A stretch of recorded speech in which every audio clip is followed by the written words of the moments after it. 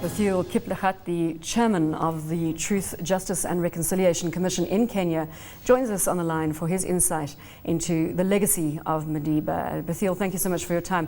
It's important to bring an East African perspective to the great man's legacy. Bethuel, can you give us some comment? Yes. You're on the line, so go ahead and tell us how you're feeling given the news of today. Well, even though one has been expecting, given the status of your house, it's always come as a shock when a man of that caliber leaves us.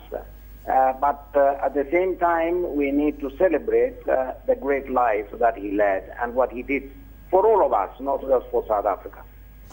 What kind of scenes are there in Nairobi at the moment? I mean, are people out on the streets? Are people talking about it? That I don't know. I am actually in another town called Nakuru. This is where I am. And of course, people are asking me because they think I look like him, what I feel and what I think about it. And I said, well, it's a sad day, but it's also a day in a way of celebration.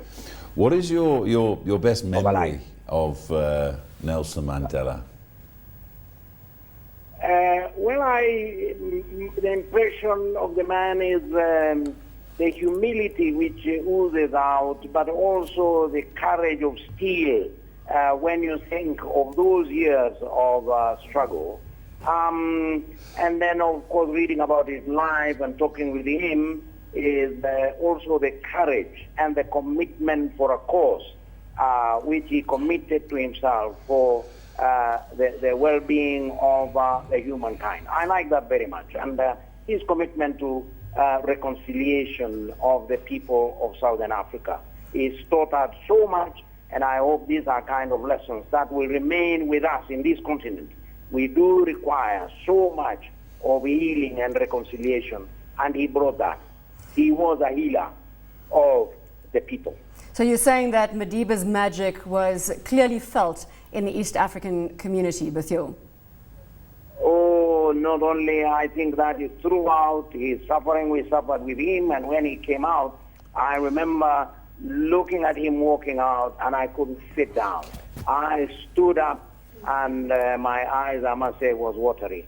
And when he made that first speech, it, of course, echoed back to the other speech that he made when he was being sentenced, where he said, dignity, freedom, these are values that I believe in, and I am ready, if need be, to die for them. You know, that should be permanently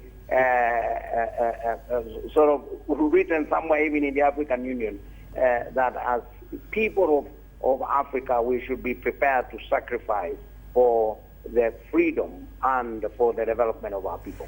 Bethuel, thank you very much for your time. Bethuel Kiplagat, the chairman of the Truth, Justice and Reconciliation